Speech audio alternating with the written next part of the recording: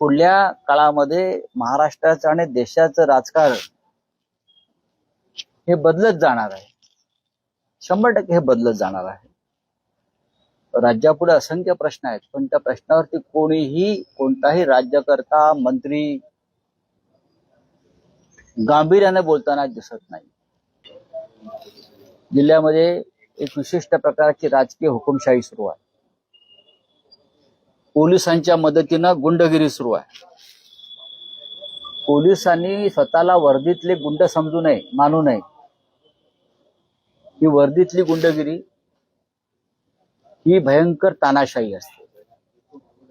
जशी लष्करातली हुकुमशाही असते, लष्करी गणवेश घालून हुकुमशाही केली जाते. नाव लोकशाहीच, पण अनेक देशामध्ये ही लष्करातली गणवेशातली हुकुमशाही असते. तशी जळगावमध्ये पोलीस गणवेशातली हुकुमशाही आहे आणि त्याचा वापर, त्या पोलिसांचा वापर राजकीय विरोधकांचा आवाज दडपण्यासाठी सत्ताधारी पक्षाचे पालकमंत्री आणि आमदार करत असतात, मंत्री करत असतात. हळूहळू तुमचाही भर ओसरणार आहे आणि हे चित्र स्पष्ट दिसतंय. माझ्या माहितीप्रमाणे पारोळा, पाचोरा, मुक्ताईनगर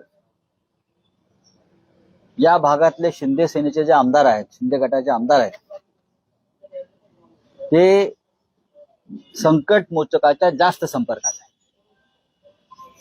आणि पुढली निवडणूक